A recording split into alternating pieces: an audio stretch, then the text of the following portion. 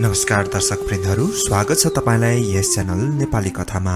आजको कथा रहेको छ बल र बुद्धि कुन ठुलो। प्राय बल र बुद्धि कुन ठुलो भन्नेमा विवाद देखिन्छ। हामीलाई पनि त्यस्तै लागेको होला, तर बलले तत्काल मात्र काम दिन्छ, बुद्धिबाट भने निकै पछिसम्म पनि काम लिन सकिन्छ। फेरि बलले आफै समान वा आफूभन्दा कम बलियोसित मात्र जुत्न सकिन्छ, तर बुद्धिले आफूभन्दा निकै बलियोलाई पनि पछाड्न सकिन्छ। यसलाई हामी कथाबाट अझ प्रष्टसँग बुझ्नेछौँ। परापूर्व कालमा एउटा रुखमा एउटा भँगेराका भाले पोथी बस्दथे। केही दिनपछि पोथी भँगेराले अण्डा पारे। भाले पोथी मिलेर अण्डालाई बडो जतनले छोपे। समय पूरा भएपछि अण्डाबाट बच्चा निस्कियो। भँगेराका भाले पोथी निकै खुसी भए।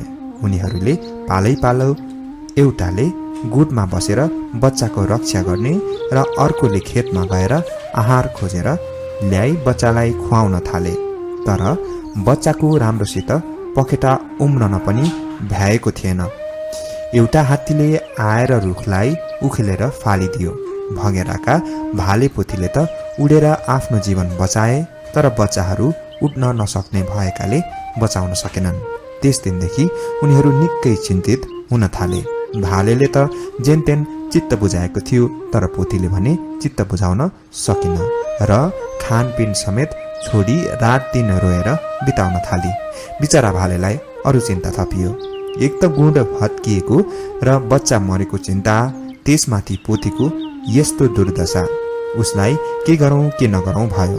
उसले पोथीको चित्त बुझाउन पनि हात्तीलाई केही न केही दण्ड दिनुपर्ने थियो, तर दिने कसरी? कहाँ प्रकृतिको सानो प्राणी, कहाँ संसारकै ठुलो प्राणी हात्ती। तैपनि उसले हिम्मत हारेन र कुनै उपाय लाग्छ कि भनेर आफ्नो साथी काठफोडुवा नामको चरा कहाँ गएर बिलाउन गर्यो। भँगेराको बिलाउन सुनेर काठफोडुवा पनि चित्त दुखायो, तर उसले पनि एक्लै केही गर्न सक्ने अवस्था थिएन। त्यसैले उसले सम्झाउँदै भन्यो, साथी, समस्या ठुलै रहेछ। त्यस दुष्ट हात्तीलाई दण्ड दिनै पर्छ, तर हामीले मात्र केही गर्न सक्दैनौँ। यसका लागि बिनारवा नामको मौरी मेरो साथी छ। हामीले उसको पनि सहयोग लिनुपर्छ। त्यसमा भँगेराले पनि सहमति जनायो र उनीहरू दुवै बिनारवा कहाँ सहयोग माग्न गए। बिनारवा सहयोग गर्न तत्पर भयो, तर यसका लागि आफ्नो साथी मेघनाथ नामको भ्यागुताको पनि सहयोग लिनुपर्ने सल्लाह दियो। त्यसपछि उनीहरू सबै मेघनाथ कहाँ गएर सहयोग मागे। उनीहरूको आग्रह सुनेपछि भ्यागुताले भन्यो, हात्ती ठुलो छ, हामी साना छौँ। शारीरिक बलले त हामी उसलाई केही गर्न सक्दैनौँ, तर जुक्तिले काम गर्यौँ भने केही न केही गर्न सक्छौँ। त्यसपछि उनीहरूले सोधे, साथी मेघनाथ, कस्तो जुक्ति हो भन न त, हामी त्यसै गर्न तत्पर छौँ। अनि त्यस भ्यागुताले भन्यो, भोलि दिउँसो बिनारवा मौरीले हात्तीको कानमा गएर बिनाको जस्तो आवाज निकालेर गुनगुनाउने काम गर्नुपर्नेछ। अरूले सोधे, अनि त्यसपछि अरूले के गर्ने नि?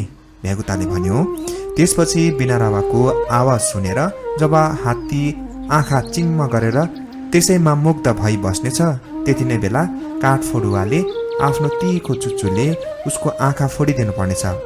अरूले फेरि सोधे, ओहो, राम्रो कुरा गर्यो, अनि त्यसपछि के गर्ने नि? भ्यागुताले भन्यो, आँखा फुटेपछि हात्ती छटपटाउँदै पानीका लागि यताउता दौडिन सुरु गर्नेछ।